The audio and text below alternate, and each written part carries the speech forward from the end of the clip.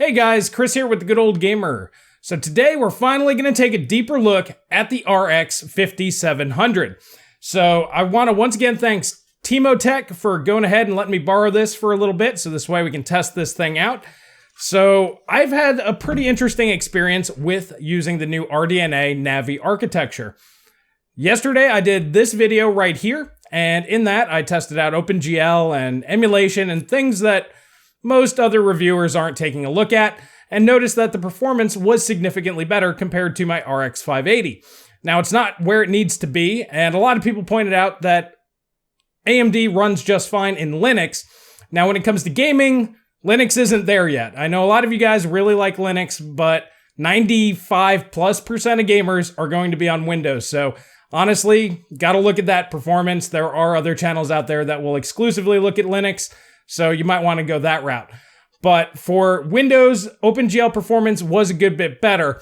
Now today we're going to be taking a look at more standard benchmarks and things like that, so this way we can see how it performs in today's more modern games. Now today I'm going to be using the same benchmark suite that I used with my Ryzen 3600X review. I did get rid of Battlefield 1 because EA Origin is a pain in the ass, and it likes to lock you out, and I'm not setting up extra accounts to run Battlefield. So until EA fixes their nonsense and allows you to at least switch out 5 or 6 configurations instead of 2, I know a lot of people out there that have more than 2 computers, EA. You need to get over that. But until they get rid of that, I'm not going to be using EA for any benchmarks here in the future because it's too annoying, wastes my time, and we're just not going to be doing it. Okay, so with that little rant out of the way, the test system is going to be the Ryzen 3600X. We're going to be using all of the same stuff that we used for those tests, except obviously we're going to be using the RX 5700. To compete with this, I do have my RX 580, so this way if you're an RX 580 owner or a GTX 1060 level owner, you can kind of see what the performance jump would look like going to a card like this.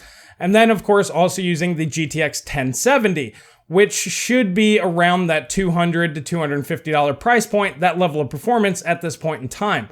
So I want to see how this compares to that, and let's go ahead and roll those benchmarks and you guys can check it out. Alrighty guys, so this time around we're going to do things a little bit different. As you're seeing here, this is background footage taken of the RX 5700 during its 1440p benchmark. So this way, obviously there's no relive or anything sucking up power. It's all done via HDMI. It's downsampled to 1080p, so this way I could capture it. So instead, I'm just gonna put all the numbers up on the 3 GPUs on the side here, so this way we can go ahead and go over any important numbers, but we're gonna try to get through this a little bit quicker than we did in my 3600X review. So as you see, we're kicking things off with Division 2, and it's pretty linear scaling there between the 3 GPUs. The 5700 is a good bit ahead of both the 1070 and RX 580 on this particular title. Jumping over to Far Cry 5, pretty similar result. It's kind of a stair step between each group, and pretty linear across the board on that one. Now, Resident Evil 2, we do see a pretty good uptick on the RX 5700 from the GTX 1070 on this one, and the RX 580 really wasn't too far behind the GTX 1070, which is a little bit different. Kind of a similar story here on Shadow of the Tomb Raider. The RX 580 really wasn't too far behind the GTX 1070 here, and the RX 5700 does pull ahead a pretty good bit, but not by as much as we saw in Resident Evil. Metro Exodus is another game where the RX 580 is hot on the heels of the GTX 1070, while the RX 5700 pulls ahead by a pretty good margin. Now you can definitely tell by the 0.1% lows that that is still CPU limited for whatever hitch or whatever is going on at that point. Rage 2 following suit. We have stair step the whole way from the RX 580 up to the 1070, and then of course the RX 5700 taking a pretty nice lead here. Now Hellblade, this is one of the more interesting benchmarks because it is using the Unreal Engine 4, which heavily favors NVIDIA's graphics cards. And we can see that again here. The RX 580 is well behind the GTX 1070. Meanwhile, in the other games, it's hot on its heels. And then the GTX 1070 is just a little bit behind the RX 5700.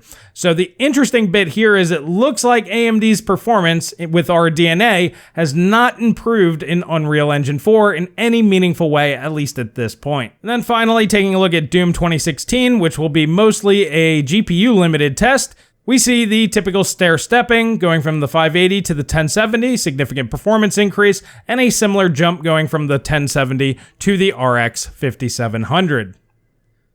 Now, averaging out all of those benchmarks, we can see that the RX 5700 comes in with an average of 89 frames per second, with a 1% low of 74 and a 0.1% low of 56. This is in comparison to the GTX 1070 at 69 frames per second, with a 57 frames per second, 1% low, and a 44 FPS, 0.1% low. And that's in comparison to the RX 580, which actually holds up pretty well here at 1440p, with 54 frames per second on average, 46 for the 1% low, and 40 for the 0.1% low. Now, I also tested all these GPUs at 4K if you want to see the absolute most GPU-bound tests. Here we see the RX 5700 comes in with an average FPS of 45, which is pretty respectable, and then a 1% low of 37 and a 0.1% low of 31. So all games average will be above 30 frames per second.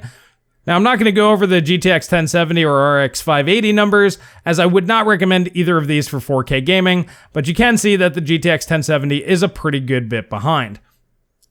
Now, to put things in perspective, at 1440p, the RX 5700 is on average 53% faster than the RX 580 and 29% faster than the GTX 1070.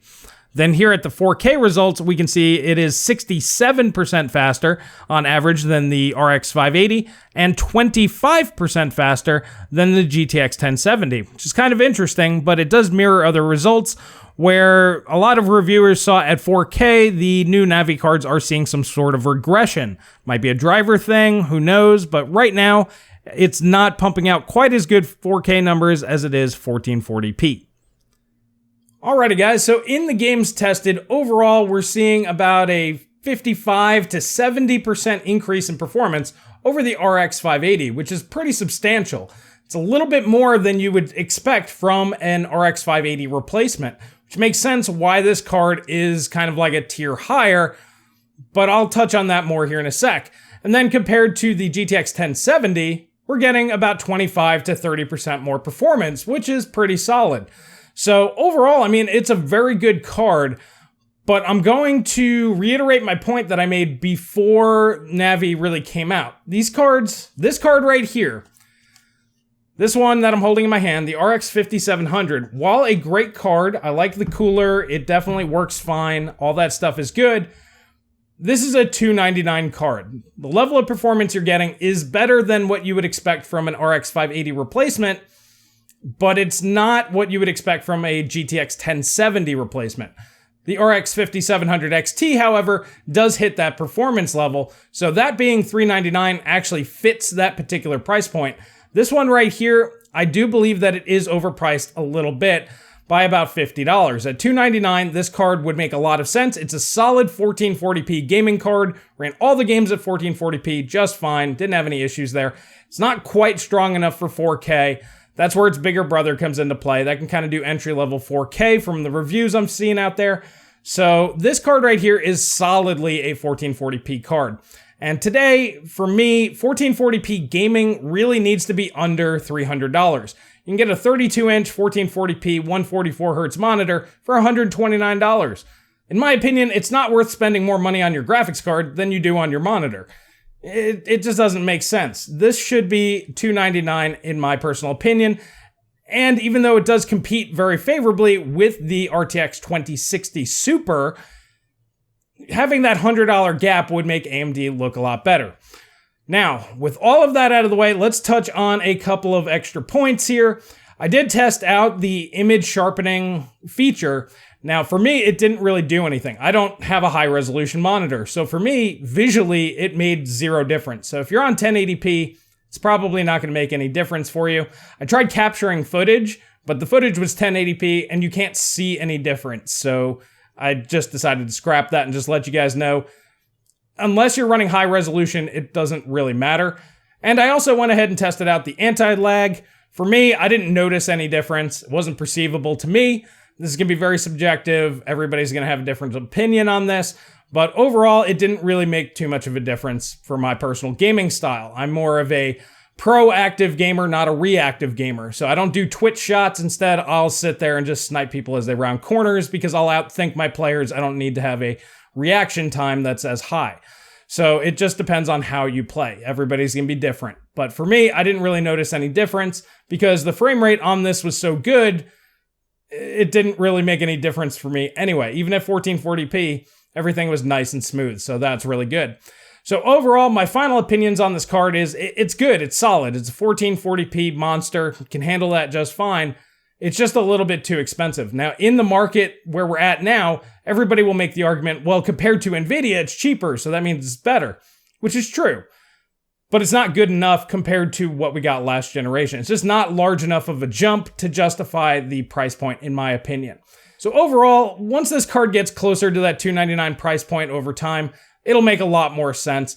But if you're going to be spending $349 on one of these, you're better off just spending the $50 and getting the XT model. I also want to let you know I did try the power play tables, and on this particular card right here, I couldn't really get anything out of it. It kept crashing at 1850 megahertz.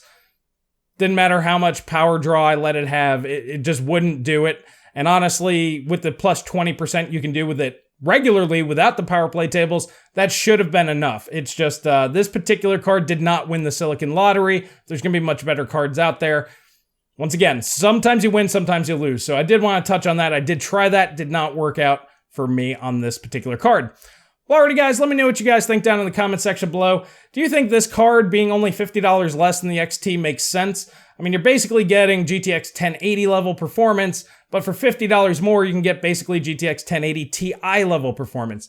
For me, that just makes a lot more sense, but I'm kind of curious to hear your thoughts on this. And if you like this video, please hit that like button, please subscribe, please share with friends. That really does help me out. If you also want to help support the channel for as little as $1 a month, you can join the conversation, talk to me on Discord, and join the community that we are building. And I really do appreciate everybody who supports me in that way.